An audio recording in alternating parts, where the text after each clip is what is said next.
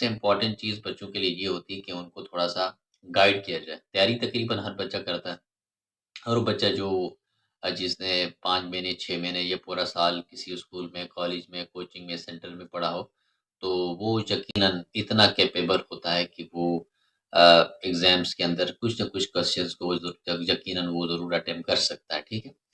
लेकिन प्रॉब्लम्स क्या होती हैं कि अब वो कुछ चीज़ें जो होती हैं, कुछ नसीहतें, कुछ एडवाइसेज़ ऐसी होती हैं जिसकी उसको कमी होती है। अगर ये एडवाइसेज़ भी उसको अगर इन बच्चों को दिया जाए, ये चीज़ें अगर उसको बता दी जाएँ, आपको आपका टीचर अगर बताता है, तो मेरे ख़्याल में काफ़ी आपके लिए आसानी हो जाती है, ठीक है? सबसे इम्पोर्टेंट चीज़ क्या है? देखिए, याद रखिए अच्छे नंबर्स लेने के लिए, अच्छा पेपर अटेम्प्ट करने के लिए मुकम्मल तैयारी की ज़रूरत नहीं होती। और याद रखें अभी अगर एग्ज़ाम के लिए 1 महीना रहता है या 15-20 दिन रहते हैं, तो आप पूरी बुक्स के सिलेबस को कवर अप नहीं कर सकते हैं और ऐसा होता भी नहीं है। जितने भी लोग जो अच्छे मार्क्स ले आते हैं, तो पूरी बुक के सिलेबस को कवर अप करके मार्क्स लाना काफ़ी मुश्किल हो जाता है, ठीक है?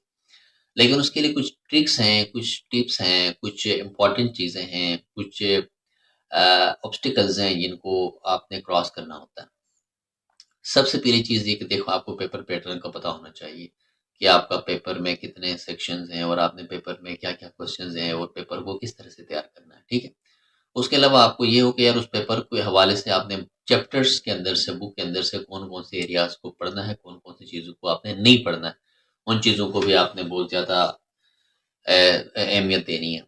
और उसके बाद क्या है कि अब ये देखेंगे कि आप शॉर्ट क्वेश्चंस की प्रिपरेशंस कैसे करेंगे, लॉन्ग क्वेश्चंस की कैसे करेंगे। अच्छा ये भी इम्पोर्टेंट है कि अगर आप क्वेश्चन को याद कर रहे हैं, मेहनत कर रहे हैं किसी क्वेश्चंस पे, अब देखना है कि ये क्वेश्चन आप शॉर्ट के लिए तैयार करेंगे या लॉन्ग के लिए तैयार करेंगे। कुछ क्वेश्चंस ऐसे हैं बुक के अंदर जो लॉन्ग में आ ही नहीं सकते या जो शॉर्ट में आ ही नहीं सकते।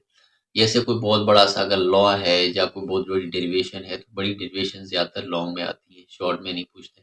शॉर्ट में लॉज़ आते हैं, लॉज़ की स्टेटमेंट आती है, कोई न्यूमेरिकल आ सकता है। अच्छा न्यूमेरिकल्स का भी मसला है कि न्यूमेरिकल लॉन्ग में भी आते हैं, शॉर्ट में भी आते हैं, दोनों में ये चीज़ें आ सकती हैं।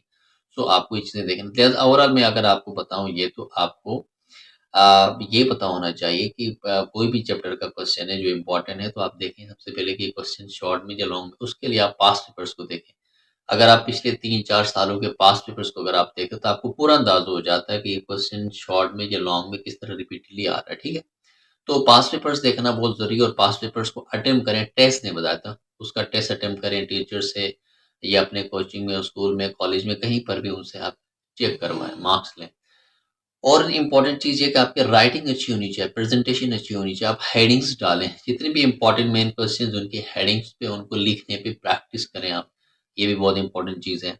आप उसके अलावा अंडरलाइन करना सीखें। उसके बाद सबसे जो इम्पोर्टेंट जब आप पेपर देने बैठे, सबसे पहली बात तो ये कि आपने घबराना नहीं है, आप नर्वस नहीं होना।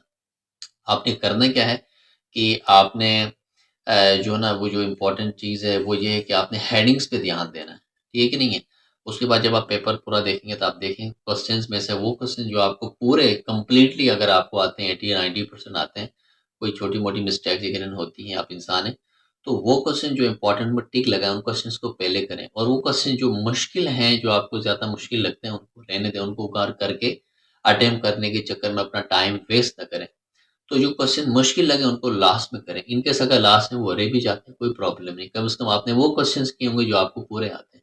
बाज़ी केसेस में ऐसे होता है कि बच्चे जो है ना वो मुश्किल क्वेश्चंस को पहले अटेम्प्ट करते हैं, एंड एंड टाइम की कमी होती है जिसकी वजह से उनका पेपर आधा रह जाता है, ठीक है?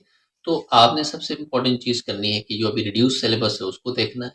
उसके बाद आपने हर चैप्टर में से 1 से 2 क्वेश्चन इम्पोर्टेंट होते हैं। अगर आपकी बुक में 10 चैप्टर्स हैं तो आप 30 क्वेश्चन को रिपीट और रिवाइज़ कर सकते हैं, ठीक है? और इस वक़्त जो लास्ट इम्पोर्टेंट टिप आपके लिए दे रहा हूँ, वो ये है कि आपने क्या करना है राइटिंग प्रैक्टिस करनी है, ठीक है? यानी आपने हेडिंग्स पे प्रैक्टिस करनी है, 2 मार्कर्स आज ही लें आप और लिखने पे प्रैक्टिस करें और पेन लें, एक पेन चेंज नहीं करें। अगर आप पेन को चेंज करते रहेंगे तो उससे क्या होगा आपकी राइटिंग इतनी अच्छी नहीं होती। हाथ जो है ना वो पेन के साथ एक रिलेशन बनाना होता है हाथ और पेन का। अगर पेन आप नया लेते हैं तो उस हाथ के साथ पेन का रिलेशन नहीं बन पाता, जिससे भी आपको काफ़ी ज़्यादा प्रॉब्लम होती है, ठीक है? आई होप कि आप को जो बातें मैंने की आपको समझ में आ गई होंगी। मैं वीडियो ज़्यादा लंबी नहीं करूँगा। आपका बहुत शुक्रिया आपने टाइम दिया और वीडियो पूरी देखी। Thank you very much. Video को लाइक करें, शेयर करें, सब्सक्राइब करें। अल्लाह हाफ़िज़।